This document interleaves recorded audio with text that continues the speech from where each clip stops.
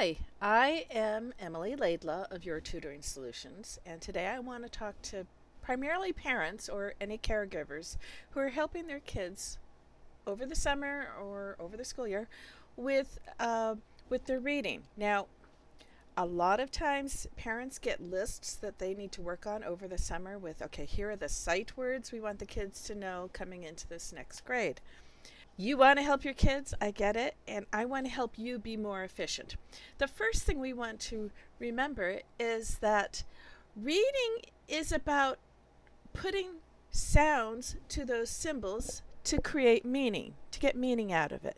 It is our spoken language written down.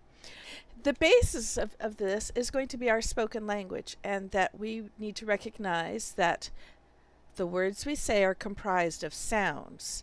Those sounds can be pulled apart when we want to spell, and they can be smashed together when we're looking at printed letters that represent sounds. We can put a sound to that symbol, smash them together, and read. Okay, so when we help our students with sight words, what a lot of teachers call sight words, we want to first recognize that they're still words made up of sounds. And the key to helping our children is first to make that connection to sounds. Now, I know over the years, many teachers have taught you can't sound it out. You just have to memorize it. You have to just say W-A-S was, T-H-E the, right? And T-H-E-R-E there.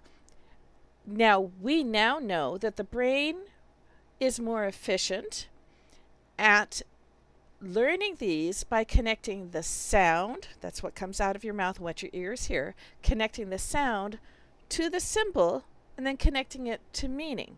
So when we say a word like there, we have sounds that come out of our mouth. We have letters written down on the paper. We want to connect that sound to the letters or letters that represent the sound and smash them together to create a word that has meaning in our brain. There, let's go over there.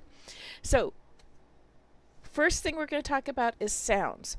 When we connect to sounds, we want to make sure that our sounds are fairly accurate, okay? And a lot of us did not learn how to say the sounds in a way that really represents the way it comes out of our mouth. Now, there's going to be variations, and variations are fine, normal, expected. They're not wrong. They just are. They're going to be variations, but we have to be able to talk about the sounds. When you're isolating a sound, we tend to add a vowel to it because vowels give us breath. They give us the volume and the duration of what we're saying. And it's really hard to get away from saying a vowel. So think about a pure sound.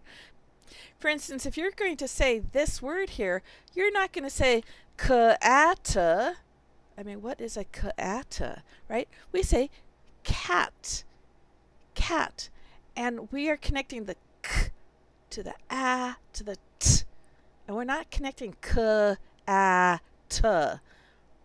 When we add that extra vowel, we impede our students' ability to put the sounds together and get it into something that they recognize. But when you can say cat, oh, that sounds like a cat, right? So we want to get a pure sound. Okay, how do you do that? Because it's really easy to say b and k because we're trying to be loud and we're trying to be heard. We want to cut off all that For all of these letters here, if you think about, I'm going to talk about the consonants. If you think about the sound at the end of the word, when you say cat, what's the sound that finished that word? It's just this very quiet t, and that's what we want. For most of the consonants, if you can think about the sound at the end of the word, cat, cab, right? It's just the sound at the end, and it's often a very slight sound, but we don't say cab, right? It's cab, and it's just that very slight sound. That helps for most letters, most consonants, but we have some that it's not quite right.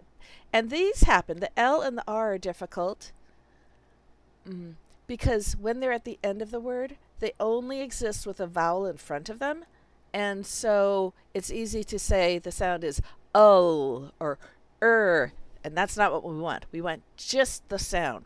So for L and R, and then W, Y, and H, think of it at the beginning of a word, and you're going to stop before you get to the vowel sound. So if I'm going to say lip, I'm going to get my tongue in position to say lip, and then stop myself before I get to the I. So, L. It is not O, but L. Tongue in position before you let any breath out, and think of it at the beginning of a word. And the R, the R is the worst. It trips up everybody. The sound is not R, and the sound is not It is the sound at the beginning of the word. And for my kids, I have a fear of rats. For my kids, it's like, I'm going to say rat. I don't want to say it. So I'm going to start to say rat. Oh, but I'm going to stop before I get to the A and open my mouth for the A. So tongue in position before you let any air out, and you get much purer sound. Okay? Now the W, the Y, and also the H, they only exist as glides in front of vowels, so put them at the beginning of a word. Do the same thing. Think of the word.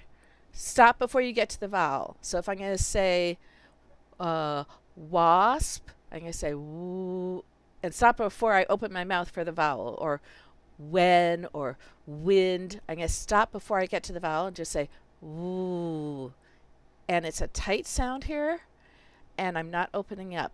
Woo. Now, that's also the sound for the Q, because the Q has the Q. So we don't say qua, it's just Q, like we're about to say queen. And it's just Q, with just that tight sound there before you open up for the vowel. And same for the Y, and I have to tell you, this is the one that I struggle with the most, because it's so hard to make this quiet sound over a room full of kids. And it's not ya, but ye. And it's almost like you're saying ye, but you're not. You're just saying ye before you open up to a vowel sound. And the H is a little hard because all your breath comes out at one time. And if you're trying to be heard and loud, it comes out as ha, but we don't want that. Just and all your breath comes out right there. Okay, consonants, get that pure sound. Get rid of any either before the consonant or after the consonant, okay? And the vowels, we'll talk about that in a separate one.